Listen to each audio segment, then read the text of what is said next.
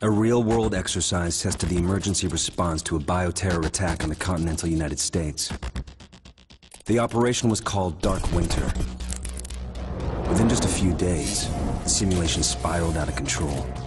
The operation predicted a rapid breakdown in essential institutions, civil disorder, and massive civilian casualties. Dark Winter has revealed how vulnerable we've become. Our lifestyle, our security, our safety, depends on a delicate and unstable economy. We've created a system so complicated that we no longer understand how to control it.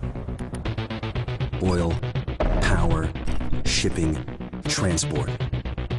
We live in a complex world. And the more complex it gets, the more fragile it becomes.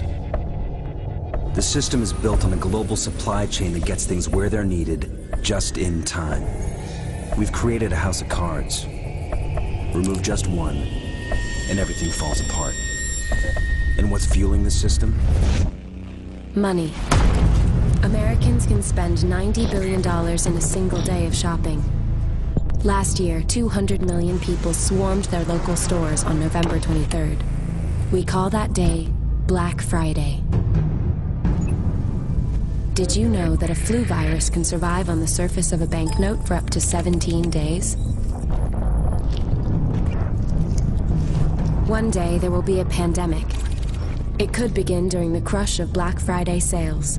A pathogen will jump from tainted banknotes to human skin, onto food, toys, children, and loved ones. By the time patient zero feels the first sore throat, millions of people will already be infected. From this point, the breakdown will happen fast. Day 1, hospitals will reach capacity. Panic will strike. Day 2, quarantine zones will be established. Resources will be rationed. Transport will go into lockdown. Day 3, international trade will stop. The oil will dry up. The stock market will collapse.